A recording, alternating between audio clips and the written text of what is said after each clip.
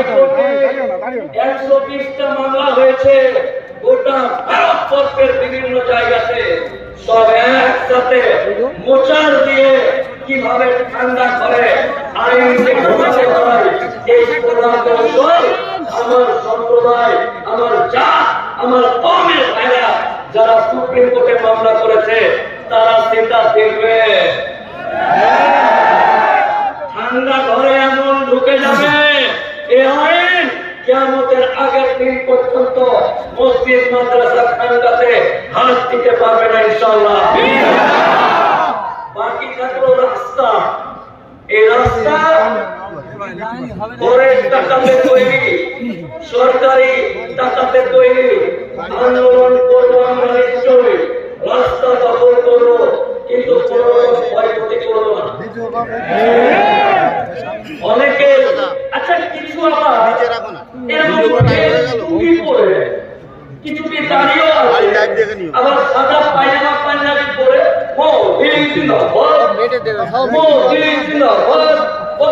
ভালো করেছো।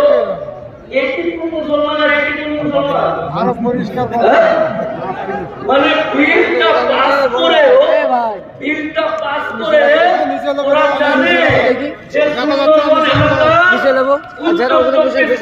মিনা খান যে বাসগুলো শুয়েছিল ওদের লেজে পা দিয়ে দিয়েছি, এবার সামলাতে হবে। লেজে পা দিয়ে দিয়েছে, কি করবো না তো এদের মধ্যে জিন্দাবাদ থেমে যায়। ওই রকম ভাইয়ের পা চাপিয়ে দিয়েও ইনশাআল্লাহ আমরা আন্দোলন চালিয়ে যাবো।